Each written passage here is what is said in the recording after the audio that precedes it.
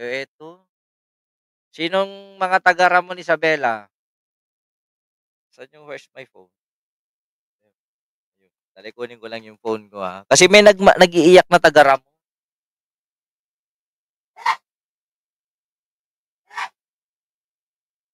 May nag-iiyak na taga-Ramon, hindi ko naman inaano, pero nag-iiyak. Eto, Ma'am Mirna, shout out. Balita ko for impeachment daw si Bongo. Oh, pero may mga video ko rito, sandali. Ito yung mga insidente bago natin pasukin yan.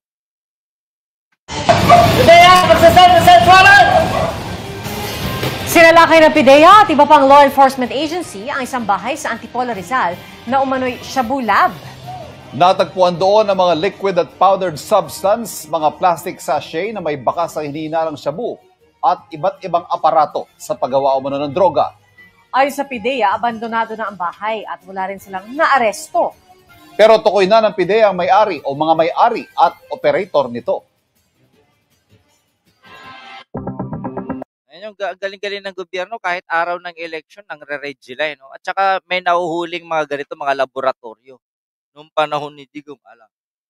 Ito yung mga problema ng ngayong election. Tatlong patay. Kasama ng isang police officer dyan sa may Santa Maria, Pangasinan. Patay. Ito pa. Di ba problema nyo? Sa Lanao del Sur, may vote counting machine na pinuhusan ng tubig ng isang poll watch. Tapang no? Binuhusan ng tubig yung machine. Bakit kaya nakatutok live si Chino Gaston? Chino, anong nangyari dyan sa VCM na yan? Chino? Mel, dakong alas 7 ng umaga biglang natigil ang botohan dito sa presinto ng Barangay West Marinaot, dito sa mga pinagsamang presinto sa Barangay Sagongsongan, Marawi City, matapos buhusan nga ng tubig ng isang watcher ang isang automated counting machine. Agad rumisponde ang mga tauhan ng Marawi City Police, pero sa kanilang pagdating, wala na ang nasabing watcher. Ayon sa technician ng COMELEC na nagbabantay sa presinto, nasira ng tubig ang ACM at kailangan muna palitan. Dahil dito, pansamantala. Batiin lang natin to si Remio Castro Jr. Shout out sa inyo dyan, Kabagis. Bumoto ka na ba? Matagal na po akong bumoto. Nung unang linggo pa lang. Layos BBM candidates lang, Chicago, Illinois, formerly from Asingan, Pangasinan. Mabuhay po kayo, sir. Sir Remigio. Ayan, sino pa ba? Digong mga addicts ang papatay niya. Kayo. Tatapang ng mga nasa, Marawi, no? Sa Abra, Pulwatcher, nagbablock sa balota. Eva Hernandez, Rays of the Sun. Hello po sa inyo. Tatapang na mga taga Marawi. At totoo lang. Lang natigil ang botohan. Ilang minuto lang dumating at ilang minuto lang ang lumipas, dumating na rin ang kapalit na ACM machine. Isa lang ito sa dumaraming insidente ng kaguluhan dito sa 4 na pinagsamang voting precinct para sa mga evacuees na nawalan ng tirahan mula sa ground zero ng Marawi Siege. Kanina, nagpang-abot ng mga watcher. Wala pang 10 minuto mula nang magsimula ang botohan. Nagsuntukan sa loob mismo ng voting precinct. Dapat meron mga criminal na mga yan. Pag nagsuntukan sa loob ng presinto, dapat ikulong. Lalaki na mga watcher ng magkatunggaling mayor sa Marawi. Agad naman silang naawat ng mga responding tauhan ng Task Force Marawi at Marawi City Police. Narito po ang pahayag. Binuhusan ng tubig. Dito. Saan banda po? Dito. Anong ginawa, sir? Mineral water? Yung mga insidente ngayon. Tapos, ano pa? Mamaya yan. Unahin na natin si Amy Marcos na puro reklamo. Yan na. Programmed machines na kahit sino ang iboto mo ang lumalabas abalos na minsan hindi nagre-rehistro ng sino mang senador. Yung iba naman bumoto ng 100 pero overvote na ang sinasabi. Tapos sa Calbayog, sa Samar, may sinasabi naman na pag bumoto ka ng mayor at vice mayor, automatic lalabas yung mga senador. Kaya medyo nakakatakot kasi ganyan yung storya. At ganito kaya ang reaksyon ni Amy pag top siya sa survey? Balita sa Davao, pagkadami-daming mga machines na hindi umaandar. Kaya eto nga, Eh bakit? Inaprubahan yun. Nagkaroon ng pilot and final testing. Okay naman yun. Tapos biglang nagka-problema ngayon. Baka may nabutahit na mga taga Davao. Oh. Diba? Nakaprogram na mga sasabihin ni Naimi against election. Yes, nadaya yan. Totoo lang. tawagan po ako sa BEI. Maganda naman pagboto ko dito. Very perfect naman dito sa Cabeza Lawag. Kaya lang, nananawagan ako sa mga botante pa itong hapon na ito na hanggang alas 7 kasi tayo, di ba? Very late tayo ngayon. Eh kung ganon, pwede ba i-check ninyo ng maigi lahat ng gagawin, tignan ninyo ng maayos, yung resibo ninyo, maging makulit kayo. Balita ko, meron sa Ilocos Norte nagbanat ng huli. Sige, 1,000. Ito. At Balita ko lang, mapansin. At kinakailangan kung may reklamo, alam ko na bawal ilabas yung cellphone mo at kukunan mo. Bawal yon, magagalit yung ating BEI. Pero kung magre-reklamo ka, may proseso. Sundan lang yung proseso, sabihin mo, may reklamo ka, may disparity, pagkatapos papipirmahan ka. Kaya kinakailangan nandito sa atin yan. As we all know, yung reklamo niya, bahala siya. Siya lang naman bukod pangin nagre-reklamo. Dito na tayo. Dito na tayo sa Tagaramon na isa ring salpak ang utak. Meron lang ako ipaparinig sa inyo ha. Kasi itong taong to, mukhang sablay ang utak. Mukhang mali yung kanyang paniniwala. Kasi nag-vlog siya, hindi ko naman alam na vlogger. Pogi niya, no? Hello po, good morning mga brother and sister, mga idol, katropa, no? Tapos ng tama, mga tama, gagawin, ngumingi-bibi.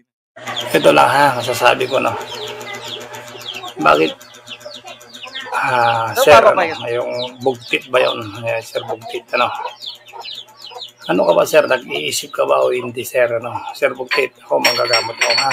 Oh, manggagamot daw siya. Ha? Ginagamit yung pangalan ni Kristo para manggamot. Doktor ba to? Ha? Baka doktor kwak-kwak ang ginagamit dito. Baka itim na pato din. Ha? Manggagamot daw to. Doktor ba to? May lisensya to manggamot? May lisensya sa DOH? Oh, bawal yan ha. Huwag mo naman idamay lahat ng mga mamayan ng Ramon, ano? Una-una, wala akong pinapangalanan ng taga Ramon. Pangalawa, wala akong binabanggit na Ramon Isabela. Papatunayan ko sa iyo yan, mamaya tokmol ka. Pinupos mo ang pangit, no?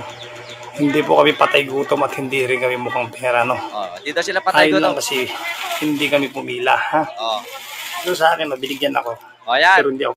Umamin siya na binigyan siya pero hindi siya pumila. Ibig sabihin, tumanggap. Ang gago. Oh. Una-una, pinagmamaktol niya, tinawagan ko daw na patay gutom ang mga taga-Ramon. Ito yung posting ko. May nabasa ba kayong Ramon Isabela dyan na pinangalanan ko? Meron ba akong tinag na mga pangalan dyan? Pumila na kayo mga patay gutom at mga mukhang pera. Pero wala ko nilagay na mga taga-Ramon Isabela. Ayan nyo ha. Tingnan nyo kung gaano kagago tong taong to na nagsasabing siya ay manggagamot pero hindi naman pala siya doktor. Actually, ito pala nanggagamot gamit ang... Asan na yun? Hindi ko nalagay yung ginagamit niya yung mukha ni Jesucristo. Sa mga posting niya, ginagamit niya ang Diyos para masabing manggagamot siya na Team Ama. Team Ama yung pangalan nila eh. Kilala ninyo kayo mga taga-Isabela, taga-Ramon Isabela, ha? Na ginagamit ng taong ito na Ramon de Vera, ang pangalan niya na akala mo kung sino. Unang-una tokmol, wala akong nilalagay dyan na Ramon Isabela. Very generic yung posting ko, tanga. At kung manggagamot ka, nagpapanggap ka, putang na mukhang tao to ni Kibuloy. Mukhang manyakis din to. Bakit ka mo? Nagla-live. Gumaganon, gumingiwi. Tapos manggagamot ka, di sarili mo nga, hindi mo magamot. Oh. Ano ba? Sinasabi niya na tinawag ko daw silang patay gutom na taga Ramon Isabela. Eh, wala naman ko yung makikitang ginawa ko yan. O, sinabi niya na hindi daw siya tumatanggap, hindi daw siya pumila, pero nabigyan siya. Eh, anong tawag mo doon? Tumatanggap ka. Anong kapalit nung tinanggap mo? Boto mo, siraulo ka pala eh. Yun lang masasabi ko. O. Ay, Rared. Kaya mag-ingat-ingat ka. Dito sa social media, hindi ka pwede maging tanga. Huwag mong arihin lahat na porket sinabi kong inutil ka, ikaw na yun. Hanggat hindi ko pinapangalanan, maliban na lang kung feeling mo sa sarili mo, inutil ka, patay gutom ka, mukha kang pera, di ikaw yun. O di legit, inamin mo, ikaw yun. Nasaktan ka, tanga. Lang yung buhay to. May mga anak pa tong maliliit eh. Kaya sarap kagkagin sana to, kaya alam, baka madali yung mga anak eh. Marie Gutierrez, shout out. Again, Ram de Vera ng Ramon Isabela. Huwag kang tanga. Dahil kung yan, nagmamaktul ka sa posting kong yan, wala kang pangalan, hinayupak ka, manggamot ka kung manggamot ka. Pero sana, gamutin mo muna yung gutom mo para hindi ka nagmumukhang patay gutom na pag binigyan ka ng simpleng bagay na pagkain, lalamunin mo na. Mas daig mo pa yung aso. Ha? Pinaanuhan lang ng buto. Nagkukumahog ka na. Ano? Sasakit yan. Gagawin yan. Gawin mo, Ram de Vera, maglasing na. Tapos magwala ka sa inyo. Sabihin mo, pagsisigawan mo, putangin ng pagtitiyang pinahiya ko. Real talk, bagay mo. Sigurado. Bakit ka mo? Sabi ko nga sa iyo, wala kang pangalan. Wala kayong nakita dyan na Ramon Isabela. Meron ba kayo nakita dyan na kayo mga taga Ramon Isabela, pumila na kayo mga patay gutom at mukhang pera? Wala. Nadali ka dun, tanga. Kasi bobo ka. Yun ang sinasabi ko sa iyo na porket hindi nakahawak ka ng smartphone, matalino ka na. Hindi porket nakahawak ka na ng smartphone, vlogger ka na. Ang pagiging vlogger, may responsibilidad yan. Okay? Chomi Cristobal. Okay? May responsibilidad yan. Dapat pulido. Dapat maayos. Huwag kang tatanga-tanga, Ram de Vera. Ng Ramon Isabela. Okay? Buubo ang puta. Yeah. Saka magla-live ka, ayusin mo naman sarili mo, boy. Putangin na mo, nangiwi ka. Hindi ka naman yata adik. Hindi porket nakahawak ka na ng mamahaling cellphone, may smartphone, may camera, feeling mo magaling ka na, maayos ka na.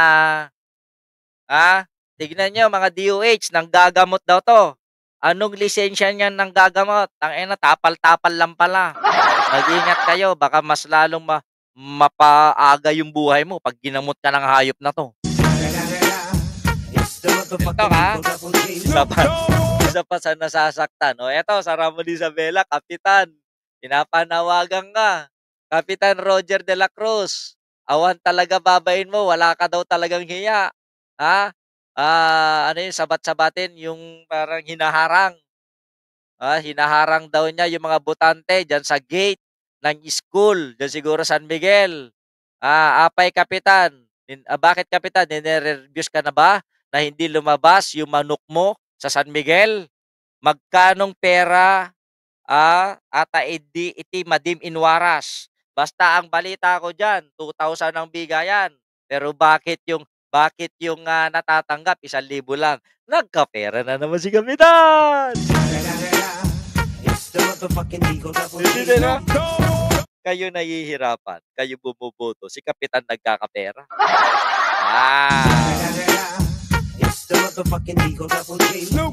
Sabi dito ng pinsan ko, basahin ko lang. Baka kasi takwil niya akong pinsan niya. Sabi dito, doon kay Lustay, puntahan mo kung talagang manggagamot ka para magamot yung sayad niya. Parang si Ram de Vera. Ito, balik ko lang. Style Kibuloy. Kunwari, binigyan siya ng Panginoon ng kapangyarihang manggamot. Yun pala'y magmamanyak lang. Ayop na. Ano mo, kang manluloko, huwag mong gagamitin yung pangalan ng Diyos. Para manluloko, sasabihin mong gamot ka, doktor ka ba? Kaya naman sa mga nag-aral ng mga pagiging doktor. Yun, naginip ka lang na pwede ka na magamot, pwede na? Bugok. Gago, sablay, sinasabi niya na tinawag ko daw silang patay gutom. Eh, nasaktan. Wala naman akong pinangalanan. Ni isa nga wala akong binanggit dyan. Wala ba kayo naririnig ano dyan, na Ramon Isabela? Pero yung, sabi niya, dali, ulitin ko. Ito sabi niya. Good morning mga brother and sister, ulitin ko. mga idol, katropa. No? Ano? Ito lang ha, masasabi ko no. Bakit? Sir, ano, yung bugtit ba yun? Sir, bugtit. Huwag mo ako sinisir, di ako teacher, ayop. No. Ano ka ba sir? Nag-iisip ka ba o hindi sir? Ano? Sir Bugtit, ako manggagamot mo ha. Huwag mo naman idamay lahat ng mga mamayan ng Ramon. Ano? Lupos mo ang pangit. No? Ayan. Ito yung post ko. At saka kahit na saan kayo mag-post, wala akong tinawag dyan ng mga taga-Ramon. Lahat ng mga taga-Ramon, si Ramon de Vera, si Ram de Mera, ay isang patay gutom. Wala kayong makikita dyan. Maingat ako, boy. Yung nasabi ko. 5 taon na ako dito sa harap ng camera. Sa YouTube. 5 taon na ako. Hindi mo makikita ng ganyan. No, pag binura kita, dediretsuin kita. Kaya putang ina mo, Ram de Mera. Buubo ka. Yan ang masasabi ko sa'yo. Nakakahiya ka sa mga anak mo dahil buubo ka. Hindi ka pulidong gumalaw, boy. Ha? Totoo yan. Gusto mo magpasikat? Biktin mo sarili mo. Sisikat ka. Bibilib ako sa'yo. Yun lang masasabi ko. Finish. Next tayo. Ito naman, poging-pogi sa sarili tong hayop na. Pinagpupuntahan ko siya sa timeline niya, hindi nakasagot. Ito. Tumawag na kupal, puro kupal. Sabi ko, kupal ka naman talaga. Hindi ka ba naman kupal? Di naman kita kilala. Tapos nung pinuntahan ko sa timeline niya, pinuntahan ko siya sa Facebook niya, pinagpuposte ko yan, nahiya sa sarili ang gago. Yun. Uulit-ulitin ko. Dito, sa social media, okay, hindi porket nakahawak ka ng mamahalin o kaya smartphone, magaling ka na. Kaya mo na lahat. Hindi ganun yun. Huwag mo din dadaanin na ikaw ay lasing, huwag kang manghiram ng tapang sa espiritu ng alak, espiritu ng droga. Sa loob na 5 taon, nakita nyo akong humarap dito na lasing? Noong una, hindi pa ako nag-YouTube. Yun, pa-yosi-yosi, bad boy eh. Pero mula nung nag-YouTube ako, hindi nyo ako makakita na nagpausok dito. Naninigarilyo ako. Honest yan. May vape din ako. Honest yan. Pero hindi nyo makikita na ipinagmalaki ko ang anumang bisyo. Sigarilyo at saka alak. Yan na lang bisyo ko kasi tinanggal ko na yung pagiging gwapo. Ito, lasing, nag-comment. Ito ang comment. O ayun, napahiya ka sa angkan mo, gago. O ayan, finish.